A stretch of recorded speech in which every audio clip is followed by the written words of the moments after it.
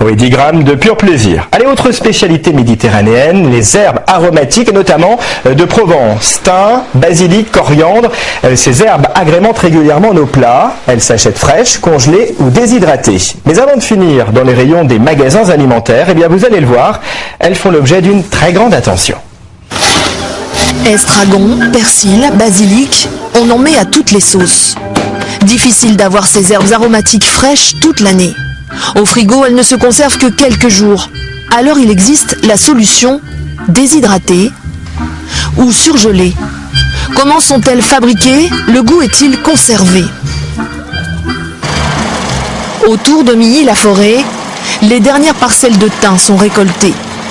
Cette machine est unique, conçue spécialement pour couper les plants avec minutie.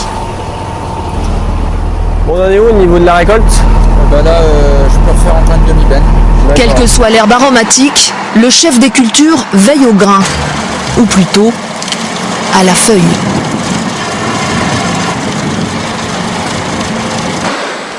À l'usine, le thym est déchargé et nettoyé. Puis il faut se débarrasser des grandes tiges sans abîmer la feuille avant de la couper et la surgeler. Tout est fait dans ce tunnel, à l'abri des regards, car la technologie est secrète. Il faut faire vite pour ne pas l'oxyder. 20 minutes plus tard, voici le résultat. Si on veut vraiment garder du goût, il faut que la plante soit transformée très rapidement. Et la surgélation vous permet de garder justement à l'intérieur tous les arômes de la plante. 40 plantes différentes vendues en grande surface, mais surtout aux industries agroalimentaires.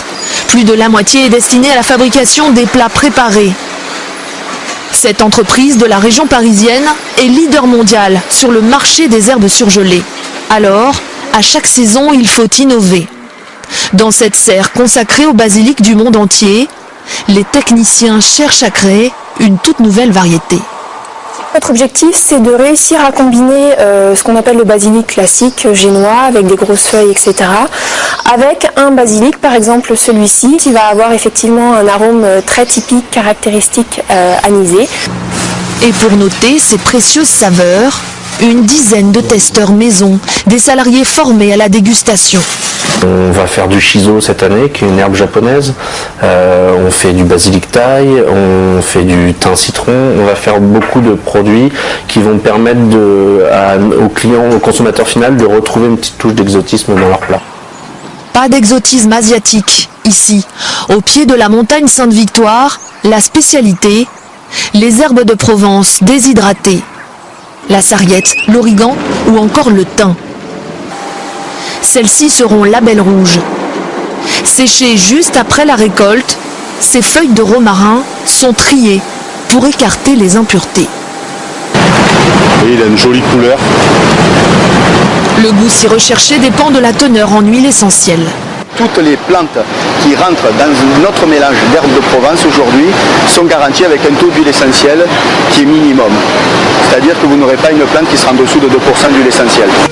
Avec le retour du fait maison, les herbes aromatiques sont devenues des alliés indispensables en cuisine.